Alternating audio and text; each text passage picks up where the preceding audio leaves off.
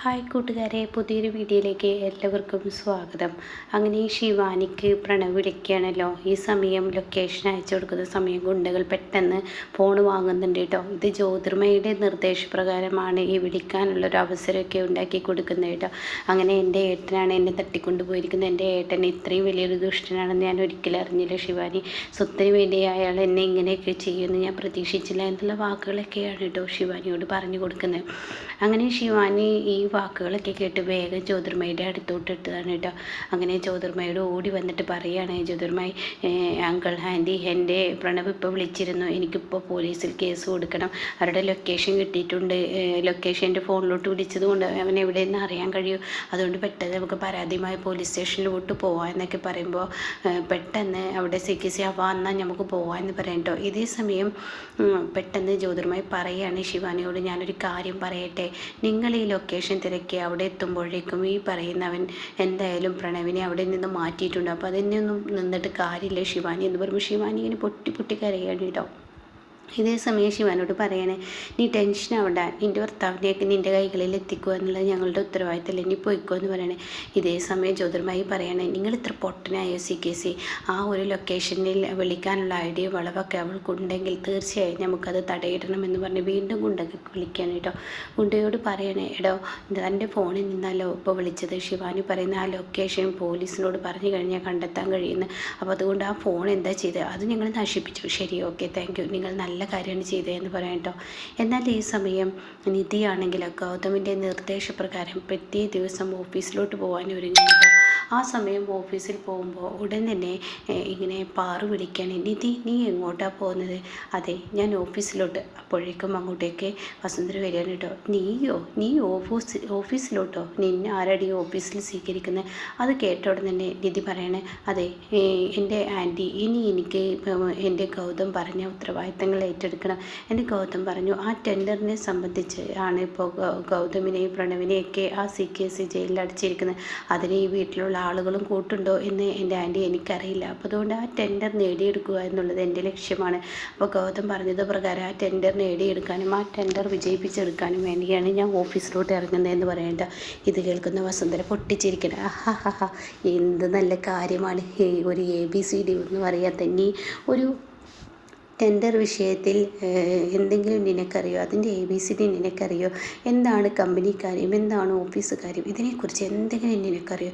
എന്തെങ്കിലും അറിയുമെങ്കിൽ മാത്രം പോരെ നീ ഈ നാണകെട്ട പ്രവർത്തിക്ക് നിൽക്കുന്നത്, എന്തിനാണ് നീ ഇത് നിൽക്കുന്നത് എന്നൊക്കെ പറഞ്ഞ് വളരെ പരിഹാസത്തോടു കൂടി സംസാരിക്കണം കേട്ടോ. അപ്പോൾ ഈ സമയം നിധി പറയണേ, ഹലോ എൻ്റെ വസുന്ധര ആൻറ്റി, നിങ്ങൾ വിചാരിക്കുന്നത് പോലെയൊന്നല്ല മാഡം, എനിക്ക് അത്യാവശ്യമെല്ലാം നേടിയെടുക്കാൻ കഴിയും. അപ്പോഴേക്കും പാറു പറയണേ, ദേ വസു നീ ഒന്നും മിണ്ടാതിരുന്നേ, ഇവിടെ എൻ്റെ മോൻ അവളെ ആ ഒരു ഉത്തരവാദിത്തം ഏൽപ്പിച്ചിട്ടുണ്ടെങ്കിൽ അവൻ്റെ ഭാര്യയാണ് ആ ഉത്തരവാദിത്തം ഏൽപ്പിച്ചിരിക്കുന്നത്, അതിന് നീ എന്തിനാ തടയിടുന്നത്? അതിന് ഞാൻ പോയിക്കോളാം, എനിക്കറിയാം ആ ടെൻഡർ നേടിയെടുക്കാൻ, ഈ പറയുന്ന നീ ഒന്നും പോണ്ട. അപ്പം നിധി പറയണേ, നിങ്ങൾ CKCക്ക് ഒത്താശ ചെയ്തു കൊടുക്കുന്ന ആളല്ലേ, സ്വന്തം കമ്പനി പൂട്ടിയാലും CKC വിജയിക്കട്ടെ, നിധിയും ഗൗതമും തോൽക്കട്ടെ എന്ന നിലപാടാണല്ലോ, അപ്പോൾ അതുകൊണ്ട് നിങ്ങളുടെ കൈകളിൽ ഈ ടെൻഡർ ഞങ്ങൾ വെച്ച് തരാൻ താല്പര്യപ്പെടുന്നില്ല എന്ന് പറയട്ടോ. അത് കേൾക്കുന്ന പാറു പറയണേ, ശരിയാണ് വസു, നീ ആവശ്യമില്ലാത്ത കാര്യങ്ങളിൽ നീ ഇടപെടേണ്ട, എന്തായാലും ആ ടെൻഡറിനെ സംബന്ധിച്ച് എന്തായാലും നിധി എന്തെങ്കിലും ചെയ്യാൻ ഒരുങ്ങുന്നുണ്ടെങ്കിൽ അത് ചെയ്തോട്ടെ, അതിന് നീ തടയിടണ്ട. എന്താ എൻ്റെ ഏട്ടത്തി ഈ പറയുന്നത്? ബിസിനസ്സിലെ റാണി എന്ന് പറയുന്നവൾ ഞാനാണ്, ഈ ബിസിനസ്സിലെ റാണി എന്ന് പറയുന്നവൾ ഞാനാണെങ്കിൽ ഞാനാണ് ഈ ടെൻഡർ നേടിയെടുക്കുക. അപ്പോൾ അത് കേൾക്കുന്ന നിധി പറയണേ, നിങ്ങൾ ബിസിനസ്സിലെ റാണിയോ രാജകുമാരിയോ ആരോ ആയിക്കോട്ടെ, പക്ഷേ ഇവിടുത്തെ പ്രശ്നം എൻ്റെ ഭർത്താവിനെ സംരക്ഷിക്കുക എന്നുള്ളതാണ്, എൻ്റെ ഭർത്താവിനെയും പ്രണവിനെയും രക്ഷിച്ചു കൊണ്ടുവരിക എന്നുള്ളതാണ് എൻ്റെ ഉത്തരവാദിത്തം. എൻ്റെ ഭർത്താവ് പറഞ്ഞ നിർദ്ദേശപ്രകാരം ഞാൻ ഈ ടെൻഡർ നേടിയെടുക്കാൻ പോവുകയാണെന്ന് പറയാം കേട്ടോ. അപ്പോൾ ഇത് കേൾക്കുന്നതിനോട് കൂടി നീ ഈ ടെൻഡർ നേടിയെടുക്കേ എടി, ഈ ഒരു കമ്പനി എന്ന് പറഞ്ഞാൽ എന്താണ്, എന്തെങ്കിലും ഒന്ന് അറിയോ? ടീച്ചർ ജോലിയല്ല, കുട്ടികളെ 4 അക്ഷരം പഠിപ്പിക്കുന്നതല്ല, ഒരു ടെൻഡറിന് അതിൻ്റേതായ നിയമങ്ങൾ നടപടികളൊക്കെ ഉണ്ട്. ഈ ടെൻഡറിൽ നിനക്ക് പങ്കെടുക്കണമെങ്കിൽ നീ ഒരു അതൊക്കെ എനിക്കറിയാം, ഞാനൊരു വക്കീലെയും ആരെയും കാണണ്ട എന്നൊക്കെ എനിക്കറിയാം, അതൊക്കെ ചെയ്ത് ഞാൻ അതിൻ്റേതായ ഉത്തരവാദിത്തത്തോടു കൂടി ഞാനത് ചെയ്തോളാം എന്ന് പറയാം കേട്ടോ. അപ്പോൾ അത് കേട്ടോടെ തന്നെ ആഹാ എനിക്ക് അത്ര ഉത്തരവാദിത്തത്തോടു കൂടി ഇതൊക്കെ ചെയ്യാനറിയോ എന്നിങ്ങനെ വസുന്ധര കളിയാക്കണം കേട്ടോ. തീർച്ചയായും എനിക്ക് ഉത്തരവാദിത്തത്തോടു കൂടി എല്ലാം ചെയ്യാനറിയാം, എന്നാൽ ഞാൻ നിന്നെ വെല്ലുവിളിക്കുന്നു. എന്ത് പറഞ്ഞ് എന്നിങ്ങനെ ഇത് ചോദിക്കരുത് കേട്ടോ. അപ്പോഴേക്കും ഇവിടെ തന്നെ പറയണേ, അതെ ഞാൻ വെല്ലുവിളിക്കുന്ന എന്ത് പറഞ്ഞെന്നറിയോ, ഈ ഒരു ടെൻഡറിൽ നീ തോറ്റു കഴിഞ്ഞാൽ നീ ഈ വീട് വിട്ടിറങ്ങണം. അതിന് നീ തയ്യാറാണോ? തീർച്ചയായും ഞാൻ ഈ വീട് വിട്ടിറങ്ങാം. എന്നാൽ ആൻറ്റിയോട് തിരിച്ച് ഞാൻ ചോദിക്കട്ടെ, ഈ ടെൻഡറിൽ ഞാൻ ജയിച്ചു കഴിഞ്ഞാൽ ആൻറ്റി എന്താണ് ചെയ്യുക? അപ്പോൾ അത് കേട്ടോടെ നീ പറയുന്നത് എന്തും ഞാൻ ചെയ്യും. എങ്കിൽ ശരി, നിങ്ങൾ ഈ വീട് വിട്ടിറങ്ങില്ല. കമ്പനി എന്ന കാര്യത്തിൽ ഇനി നിങ്ങൾ ഇടപെടാൻ പാടില്ല. അതിന് നിങ്ങൾക്ക് പറ്റുമോ? ഓ എനിക്ക് പറ്റുമെന്ന് വസുന്ധര പറയാനിടപ്പോഴേക്കും പാറു പറയണ, മോളെ ഇനി നീ നേരം വഴിക്കേണ്ട, ഈ സമയം ഇപ്പോൾ ഓഫീസിലോട്ട് ഇറങ്ങിയെന്ന് പറയാം കേട്ടോ. അങ്ങനെ ഈ സമയം വസുന്ധരക്ക് ദേഷ്യം പിടിക്കണം കേട്ടോ. ഓ അവളിനിപ്പോൾ അതിനിറങ്ങിയിരിക്കുന്നു, എന്തെങ്കിലും ഒന്ന് അവൾക്ക് അറിയണ്ടേ എന്നൊക്കെ ഇങ്ങനെ വസുന്ധര ചിന്തിക്കുന്നുണ്ട്. ഇതേ സമയം തൻ്റെ ഓഫീസിലെത്തണം കേട്ടോ. അങ്ങനെ തൻ്റെ മാനേജർ തൻ്റെ മുന്നിലോട്ട് വരികയാണ്. അപ്പോൾ ഗൗതം സാറിന് പകരമാണ് ഞാൻ ഈ വന്നിരിക്കുന്നത് സാർ. അപ്പോഴത്തേനും അവിടുത്തെ മാനേജർ വന്നിട്ട് പറയുന്നത്, സാറ് ജയിലിലായതിൽ പിന്നെ ഈ കമ്പനിയിലെ എല്ലാവർക്കും വലിയ ടെൻഷനാണ്. ഈ കമ്പനി കാര്യങ്ങൾ ഇനി ആര് നടത്തും, എന്ത് ചെയ്യും എന്നൊക്കെയുള്ള ആ ടെൻഷനാണ്. എന്നാലും മാഡം വന്നില്ലേ, ഇപ്പോൾ ഈ കമ്പനിയിലെ സ്റ്റാഫുകൾക്ക് എല്ലാവർക്കും മനസ്സിനൊരു സമാധാനം കിട്ടിയിട്ടുണ്ട്. അപ്പോഴേക്കും നിധി പറയണത്, എന്തായാലും എനിക്ക് പറഞ്ഞു നിൽക്കാനൊന്നും സമയമില്ല. ആ ടെൻഡറിനെ സംബന്ധിക്കുന്ന കാര്യത്തെക്കുറിച്ച് അറിയാനാണ് ഞാൻ വന്നത്. ടെൻഡർ ഗൗതം റെഡിയാക്കിയിരുന്നല്ലോ, അതിനെക്കുറിച്ചുള്ള ഡീറ്റെയിൽ എനിക്കറിയണം. അയ്യോ ഞാനല്ല അത് കൈകാര്യം ചെയ്യുന്ന മറ്റൊരു സ്റ്റാഫാണ്. എന്തായാലും ആ ടെൻഡറിനെ കുറിച്ചുള്ള ഡീറ്റെയിൽ അവൻ പറഞ്ഞു തരുമെന്ന് പറഞ്ഞിട്ട് ആ സ്റ്റാഫിനെ വിളിക്കാൻ കേട്ടോ. ഉടൻ തന്നെ അവിടെ എത്തുകയാണ് അവൻ.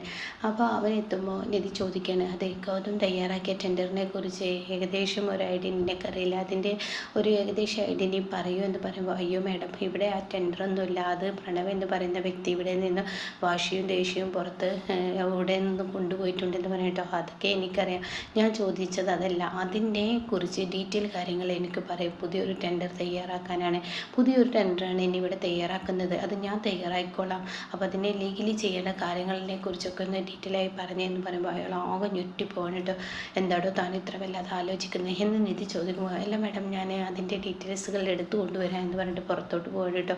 ഇതേ സമയം വസുന്ധരയും ജ്യോതിർമയും CK ഇങ്ങനെ സംസാരിക്കണേ, എന്തായാലും നമ്മുടെ ഭാഗത്ത് തന്നെ വിജയം വരുന്നതെന്ന് പറയുന്ന സമയത്താണ് കേട്ടോ ഈ ഒരു ഓഫീസിലെ സ്റ്റാഫ് വിളിക്കുന്നത്. അതായത് ഗൗതമിൻ്റെ എല്ലാ കാര്യങ്ങളും ഒറ്റക്കൊടുക്കുന്ന, ജ്യോതിർമയ്ക്ക് ഒറ്റക്കൊടുക്കുന്ന ആ സ്റ്റാഫ് ഉണ്ടല്ലോ, അവരെ വിളിക്കുന്ന കേട്ടോ. അത് കണ്ടുകൊടുന്ന ജ്യോതിർമാർ പറയാണ്, എന്തിനാ ഇപ്പം ഇവൻ വിളിക്കുന്നത്, എന്തായാലും ഫോൺ എടുത്ത് നോക്കട്ടെ എന്ന് പറഞ്ഞ് ഫോൺ എടുക്കണം. ആടോ പറയടോ എന്താടോ? അതെ പുതിയൊരു പ്രശ്നമുണ്ട് മാഡം. എന്ത് പ്രശ്നം? അതെ നമ്മൾ തയ്യാറാക്കിയ ടെൻഡർ അവിടെ നിന്ന് ബുക്ക് എന്നൊന്നും പറഞ്ഞിട്ട് കാര്യമില്ല. ഇപ്പോൾ ഇവിടെ ഗൗതമിൻ്റെ ഭാര്യ നിധി ഇവിടെ വന്നിട്ടുണ്ട്. അവൾ എന്തിനാ അവിടെ വന്നിരിക്കുന്നത്? അവർ പുതിയ ടെൻഡർ തയ്യാറാക്കുക അത്ര, ആ ടെൻഡർ നേടിയെടുക്കാൻ ഗൗതം ആവശ്യപ്പെട്ടിരിക്കുന്നു അത്ര.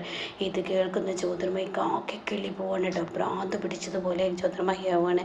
താൻ എന്താണോ ഈ പറയുന്നത്? അതെ അവരെ പുതിയൊരു ടെൻഡർ തയ്യാറാക്കണം, അവരെന്നോട് അതിനുള്ള കാര്യങ്ങൾ ഡീറ്റെയിൽസും കാര്യങ്ങളും കൊണ്ടുവരാൻ ഓർഡർ ഇട്ടിരിക്കുന്നു എന്ന് പറയട്ടോ. ഇതേ സമയം ഫോൺ കട്ടാക്കിയ ഉടൻ തന്നെ ജ്യോതിർമയ്ക്ക് ഭ്രാന്ത് പിടിച്ചതുപോലെ ജ്യോതിർമയി കാട്ടുകയാണ് കേട്ടോ. ജ്യോതിർമയി പറയണേ, ഇത് അനുവദിക്കില്ല. ഇല്ല CK ഇനി ഇതിന് തടയിടാൻ നമ്മളെ കൊണ്ട് കഴിയില്ല. എടോ നീ എന്തിനാ ഇങ്ങനെ കിടന്ന് ഭ്രാന്തളകിയതുപോലെ ഇളകുന്നത്? ഈ നിധി എന്ന് പറയുന്ന ഓഫീസ് ഇന്നേവരെ കണ്ടിട്ടില്ല. എങ്ങനെയാണ് ഒരു ടെൻഡർ കൈകാര്യം ചെയ്യാമെന്ന് നിധിക്കറിയില്ല. ഒന്നും അറിയാത്ത ഒരു ABCD അറിയാത്ത ഒരു പെണ്ണ് പെട്ടെന്ന് അങ്ങ് കയറി വന്ന് ഒരു ടെൻഡറിൽ ഇടപെട്ട് ആ ടെൻഡർ നേടിയെടുക്കാൻ അവർക്ക് കഴിയുമെന്ന് എനിക്ക് തോന്നുന്നുണ്ടോ? എന്നാൽ ഒരിക്കലും കഴിയില്ല. അതിനെക്കുറിച്ച് എന്തെങ്കിലും ഒരു A to Z വരെയുള്ള കാര്യങ്ങളൊന്നും അവൾക്കറിയില്ല. അത് കേൾക്കുന്ന ജ്യോതിർമാർ പറയണേ, താൻ CK താൻ ഒരു കാര്യം മനസ്സിലാക്കണം. താൻ വിചാരിക്കുന്നത് പോലെ ഒരു പൊട്ടിപ്പെണ്ണല്ല ഈ നിധി എന്ന് പറയുന്നവളെ ഒരു പൊട്ടിപ്പെണ്ണയായി ആരും കുറച്ച് കാണേണ്ട. നിധി എന്തെങ്കിലും ഒരു കാര്യത്തിന് ഇറങ്ങിക്കഴിഞ്ഞാൽ തീർച്ചയായും തോൽവി നമുക്കായിരിക്കും. അത് നീ മനസ്സിലാക്കിക്കോ എന്നൊക്കെ പറഞ്ഞിട്ട് ഓരോ വാക്കുകൾ ഇങ്ങനെ പറയണം കേട്ടോ. ഇതേ സമയം CK പോലും ആകെ ഭയന്ന് പോവാണ്. എനിക്കിതിൽ ജയിക്കണം, ആ നിധിയെ തോൽപ്പിക്കണം, എനിക്കിതിൽ ജയിക്കണം. താൻ വിചാരിക്കുന്നത് പോലെ ഒന്നല്ല CK, ഈ നിധി തന്നെ നമ്മളെ തോൽപ്പിക്കും, നമ്മൾ തീർച്ചയായും ഇതിൽ തോൽക്കും എന്നൊക്കെ പറഞ്ഞ് ഇങ്ങനെ ഒരു ഭ്രാന്തിയെ പോലെ ഇങ്ങനെ കിടന്ന് കാട്ടിക്കൂട്ടണം കേട്ടോ. ഇതേ സമയം എടോ താൻ എന്താടോ ഇങ്ങനെ എന്നൊക്കെ പറഞ്ഞിട്ട് CK ജ്യോതിർമയെ വിളിക്കുമ്പോൾ, ഞാനൊരു ഐഡിയ പറയാം, നമുക്ക് പ്രണവിനെ അങ്ങ് കൊന്നേക്കാം, അതാണ് ഏറ്റവും നല്ലൊരു വഴി. പ്രണവ് മരിച്ചാൽ തീർച്ചയായും ഈ ടെൻഡർ സംബന്ധമായ കാര്യങ്ങൾക്ക് നിധി ഓടി നടക്കില്ല എന്ന് പറയാം കേട്ടോ. അപ്പോൾ ഇങ്ങനെയൊക്കെയുള്ള ഒരു എപ്പിസോഡാണ് നെക്സ്റ്റ് വരാനിരിക്കുന്നത് കേട്ടോ.